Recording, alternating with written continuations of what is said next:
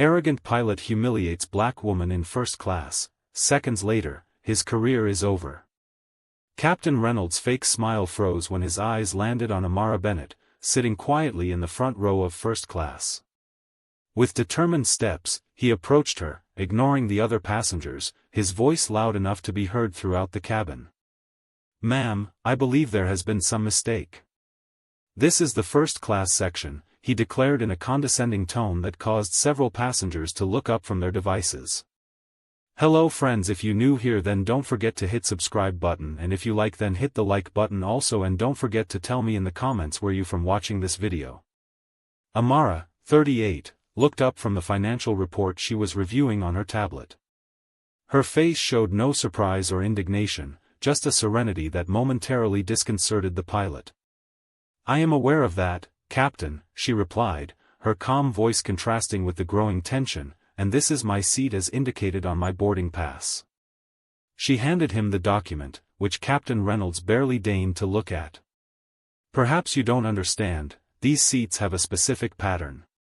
His pause was laden with innuendo. "May I request that a flight attendant accompany you to a more suitable seat in economy class?" The silence that fell over the cabin was thick.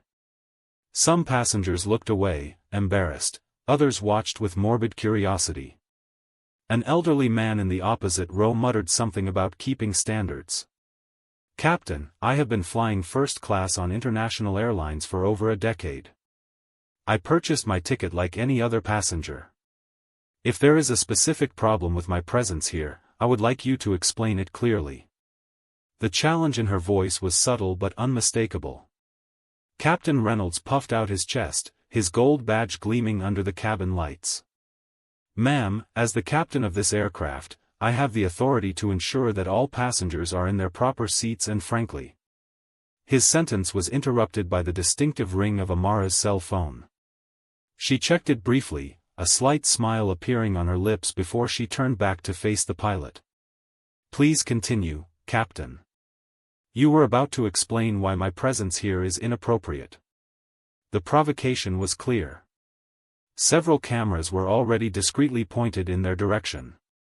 "It's not that," he backed away slightly, noticing the growing audience, "it's just a matter of protocol." "What specific protocol, Captain?" Amara asked, her calm voice carrying a weight that made the pilot hesitate.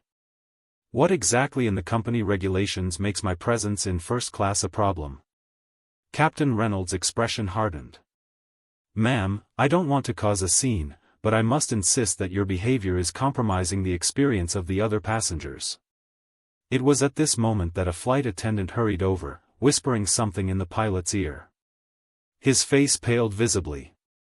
"Captain, there's an urgent call for you from headquarters," she announced loudly, clearly disturbed.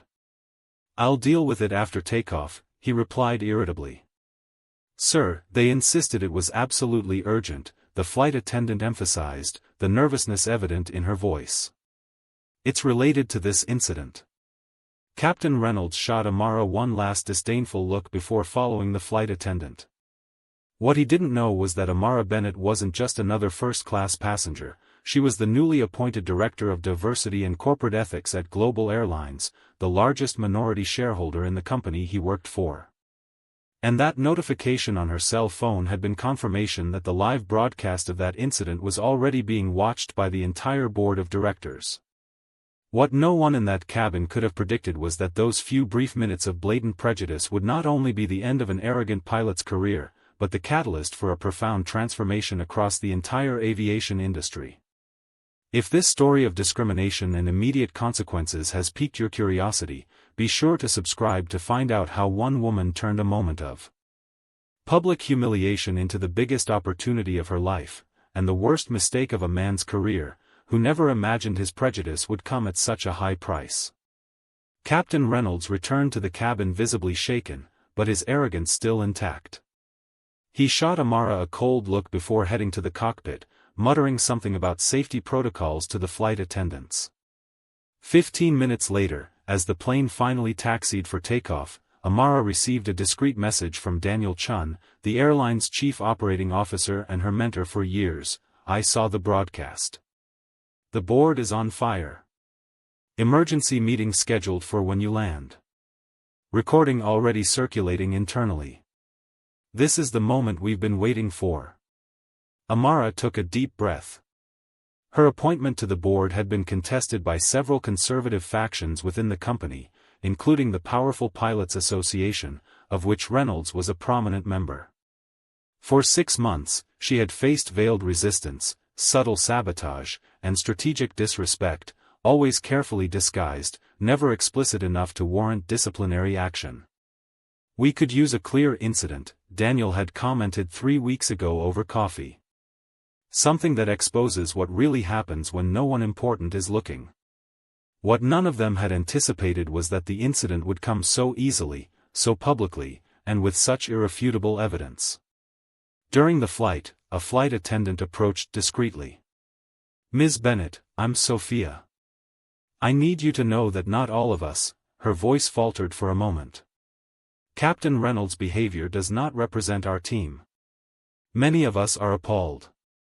Amara smiled kindly. "Thank you, Sophia.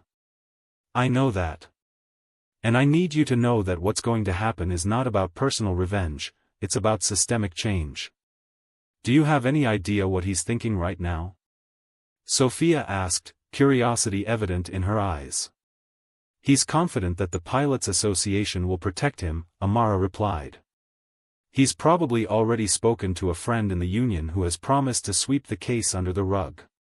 He doesn't know that this is exactly the kind of behavior we've been documenting for the past 6 months." What Amara didn't mention was that, as part of her strategic plan to transform the organizational culture, her department had established a confidential reporting system. Over the past few months, they had collected dozens of statements from employees of diverse backgrounds, detailed accounts of discrimination that had never reached upper management due to fear of retaliation. When the plane landed at its destination, Amara noticed 3 senior executives waiting in the arrivals area. Captain Reynolds' face paled when he saw them, but he quickly regained his confident demeanor. With determined steps, he approached them before they could speak to Amara. "Gentlemen, I can explain the misunderstanding," he began, his voice now smooth and professional. "There was a protocol issue with a passenger who—" "Captain Reynolds," interrupted the executive vice president, Patricia Goldstein, a woman whose 30 years with the airline gave her unquestionable authority. "You are temporarily relieved of your duties pending the conclusion of a formal investigation. Please turn in your badge to the Director of Operations and report to HR tomorrow at 9 a.m. Reynolds laughed nervously. "That's a bit extreme for a simple misunderstanding, don't you think? The pilots' union won't be happy with this kind of knee-jerk reaction." That's when Patricia smiled coldly. "Actually, Captain, the union president was the first to suggest your preventive removal after watching the video. Something about, we can't defend the indefensible." Reynolds' expression turned to panic. His biggest asset had just disappeared. His eyes met Amara's, who was watching the scene discreetly from a few feet away. "You," he muttered, finally understanding. "You planned this?" "No. Captain," Amara replied calmly, stepping closer, "you did this yourself. I was just in the right place, at the right time, with the right position to ensure that your actions had consequences." It was at that moment that Reynolds' cell phone rang. With trembling hands, he answered, listening for a few seconds before turning completely pale. "My wife just saw the video on social media," he whispered, horrified. "It's everywhere." What Captain Reynolds didn't know was that this isolated incident had become the perfect catalyst for a much larger plan for institutional transformation. While he faced public humiliation and the collapse of his career, Amara was already thinking about the next steps. That night, in her hotel room, she opened her laptop and typed the title of a presentation, Project Transparency, Transforming Corporate Culture Through Visible Accountability. The document contained something Captain Reynolds and his allies could never have imagined, a detailed analysis of patterns of discrimination within the company, with anonymous data collected over months, now finally with a public and irrefutable example to serve as a case study. What had seemed like a simple public humiliation of a black executive in first class was about to become the biggest cultural revolution that airline had ever experienced. Behind Amara Bennett's calm demeanor was not only a brilliant strategist but a visionary who understood that sometimes true power lies not in punishing an individual, but in using their mistake as leverage to change entire systems. And while the world watched the fall of an arrogant pilot, no one realized that they were witnessing only the first movement of a symphony of transformation that would echo throughout the aviation industry. The morning after the incident, Captain Reynolds sat stiffly in the corporate headquarters conference room. The gravity of the situation began to sink in when he noticed that, in addition to the HR executives he expected to see, the room was filled with members of the board of directors and corporate lawyers, all with stern expressions. "Mr. Reynolds," Patricia Goldstein began, "before we begin formally, I would like you to watch something." A large screen descended from the opposite wall, and soon the video of the incident began to play. But it wasn't just the footage taken by passengers, it was multiple angles, including the aircraft security cameras and audio recordings of the cockpit communications. "Perhaps you don't understand. These seats have a specific pattern," his own voice echoed around the room, the pause laden with insinuation sounding even more incriminating when isolated. Reynolds felt his stomach sink. "This is being taken out of context," he tried to argue. "I was just following safety protocols." "And protocols?" interrupted one of the lawyers, sliding a document across the table. "Please indicate in which section of the company's procedures manual the pattern for first-class passengers you mentioned is specified." The silence that followed was crushing. "Mr. Reynolds," Patricia continued, "this is not an isolated incident. Ms. Bennett has been at the helm of our new Diversity and Corporate Ethics Department for 6 months, during which time she has implemented a confidential reporting system." She slid a folder across the table. Reynolds opened it with trembling fingers to find dozens of detailed reports, many of them about him, derogatory comments about passengers of different ethnicities, unjustified refusals of accommodations for people with disabilities, explicit preferential treatment for white, upper-class passengers. "This is a witch hunt," he muttered, closing the folder. "Who can prove I said any of these things?" The door to the room opened, and Amara entered, accompanied by 5 employees from different departments, including Sophia, the flight attendant from the previous day. "We can," Sophia replied calmly. "For years, sir, we normalized behavior like yours because we feared for our jobs. Ms. Bennett gave us not only a voice, but protection to use it." Reynolds looked around the room, a sense of betrayal growing in his chest. "This is a conspiracy." "The Pilots Association has been informed," interrupted the board chairman. "In fact, their representative will be here shortly. They are as interested as we are in reforming a culture that has cost millions in discrimination lawsuits." It was at this moment that Reynolds understood he wasn't facing just a possible suspension or warning, his entire career was crumbling before his eyes. "Ms. Bennett," he turned to Amara, his tone suddenly conciliatory, "there has clearly been a misunderstanding. If we could talk in private, I'm sure." "Captain Reynolds," Amara replied firmly, "there is nothing to discuss in private. I am not here for personal revenge. I am here because what happened to me yesterday is what has been happening to passengers and colleagues for years, just without cameras present." She approached the conference table, placing a folder next to the one Reynolds had already opened. "This contains our proposal for a complete overhaul of the training, hiring, and promotion protocols. What happened yesterday was merely the catalyst for changes that had been in the works for months." Reynolds paled as he realized the extent of the plan. "You've been waiting for this. You've been watching me." "No, Captain," Amara replied. "We've been listening to those you ignored, and creating a system to ensure that voices like theirs are finally heard." Over the next 2 hours, Reynolds watched helplessly as his world crumbled. The list of ethical and protocol violations against him grew to include intimidation of subordinates, falsification of performance reports to harm minorities under his command, and misuse of authority to benefit friends and harm enemies. The pilots' union representative, far from defending him, announced that they were cooperating fully with the investigation and implementing their own reform program. Captain Reynolds, announced the CEO, who had entered silently during the meeting, considering the overwhelming evidence and the seriousness of the infractions, you are officially terminated from Global Airlines, effective immediately. Your service record will be forwarded to the Civil Aviation Authority for review of your professional credentials. Reynolds stared in shock at the man who had been his ally for 2 decades. John, you can't do this. 22 years of service. 22 years during which you had the privilege of representing this company, the CEO replied coldly. A privilege you used to promote exactly the kind of culture we are determined to eradicate. When Reynolds left the room, his captain's insignia and corporate badge confiscated, he found Amara waiting in the hallway. You've ruined my life, he whispered, the anger barely contained in his voice. No, Captain, she replied calmly. You did that yourself. Choice after choice.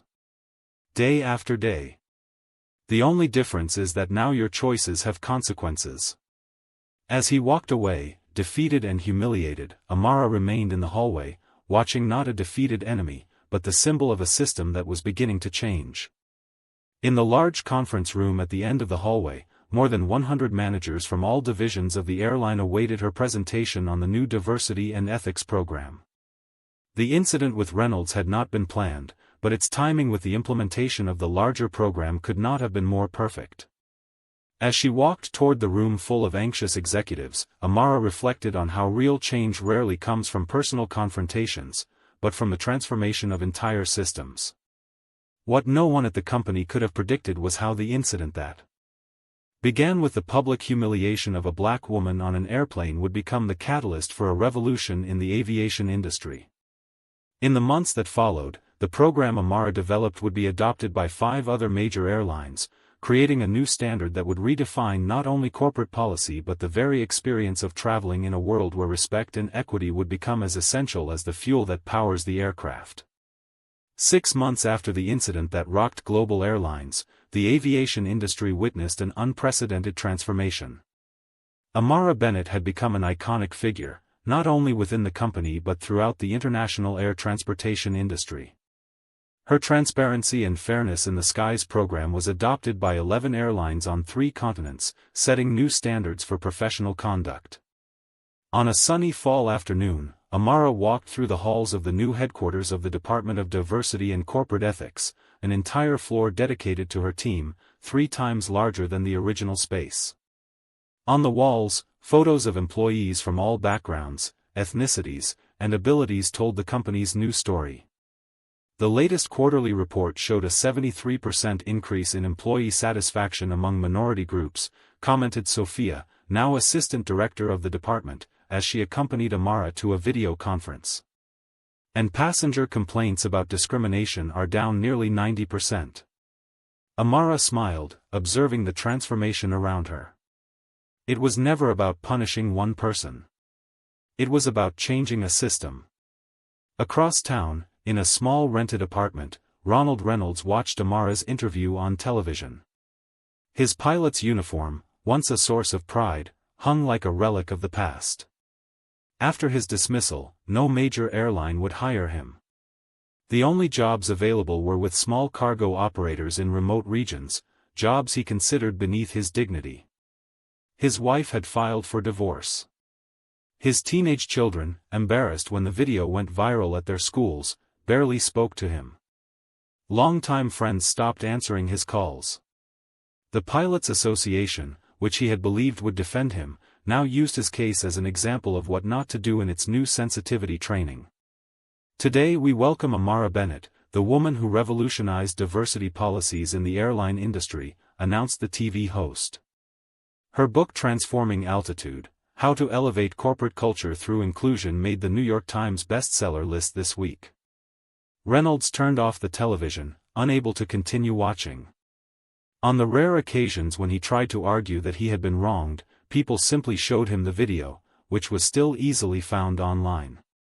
There was no defense against his own words and actions captured so clearly.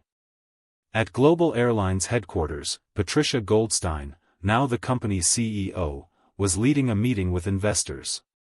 Our zero-tolerance policy against discrimination, led by Ms. Bennett, has not only improved our corporate culture but also our financial results, she explained, pointing to impressive charts. Customer satisfaction is up 28%, and our employee retention rate has never been higher. One of the investors raised his hand. But weren't you afraid of losing conservative customers or facing internal resistance? Patricia smiled. Initially, yes. But we discovered something surprising: treating people with dignity is good for business. Even our most traditional customers prefer to fly with a company that values mutual respect. That evening, Amara received a Business Leadership Award. As she took the stage, she remembered sitting on that plane, facing Captain Reynolds' explicit prejudice. People often ask me if I feel satisfaction about what happened to the man who tried to humiliate me, she began. The truth is, it was never about him. It was about all of us. About creating spaces where every person is treated with the dignity they deserve. The real victory isn't when an individual falls, but when an entire system rises. The ovation was deafening. In the audience, Sophia filmed the speech, thinking about how her own career had blossomed under Amara's mentorship. A year ago, she had been afraid to report discriminatory behavior. Today, she was leading initiatives that were changing the lives of hundreds of colleagues. Execs who had once resisted change were now competing to associate their names with Amara's program. The corporate world, always attuned to the winds of change, realized that equity wasn't just morally right, it was strategically smart. And Reynolds? The lesson he never learned, that respect isn't negotiable, became the fundamental principle taught on the first day of training for every new employee at the company. His momentary arrogance had been transformed into a permanent revolution. If this story of transformation and justice resonated with you, be sure to subscribe to the channel for more inspiring narratives that show how small moments of courage can spark profound change. After all, true greatness isn't about using power to diminish others, but about lifting entire systems so that everyone can reach their full potential.